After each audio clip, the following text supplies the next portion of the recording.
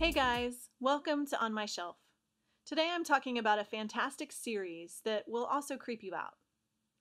This show would be none other than Stranger Things, a Netflix original series that everyone's been talking about lately.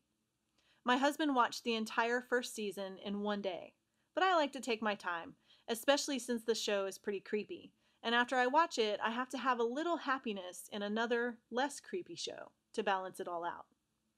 I've mentioned before that I don't have a whole lot of tolerance for scary things. My scariness scale maxes out at about what would keep a 12-year-old up at night.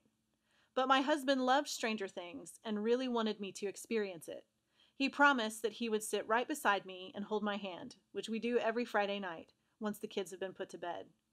This show, of course, is higher than my actual tolerance, at least right now. I'm about 6 episodes in, and I cannot turn off the lights in my house anymore and probably never will again. When I'm in the shower, I imagine a face breaking out of the wall. The other day, I went for a run in the early morning hours, which I've done since I was a teenager, and I walked up to the top of our hill and proceeded to start my 9-minute mile pace. Unbeknownst to me, I had walked into the middle of a herd of deer. As soon as I started running, they erupted around me, and I ran the best 3 miles I've ever run in my life, at least according to time. My heart almost stopped, though.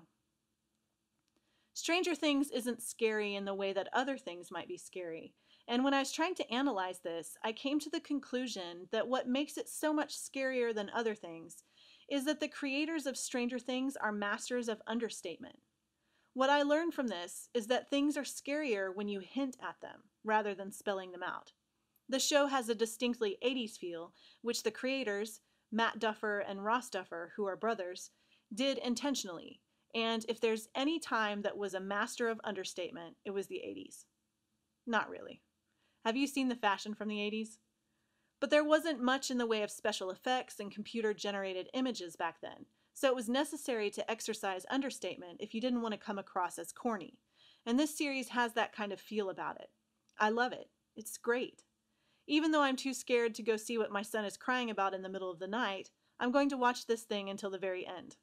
Husband understands that I can't take my covers off my head because that's when the monster will see me, so he usually gets up instead. Have I mentioned he's an awesome dad and partner? So here's what we can learn from Stranger Things. If we're trying to come across as scary, all we have to do is hint at something creepy. We don't have to spell it out. Just give a subtle nod to terror, and it will walk in on its own.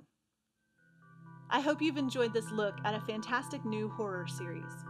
If you have any movies or television shows or documentaries that you think everybody in the whole world should watch, leave them in the comments and I will add them to my list.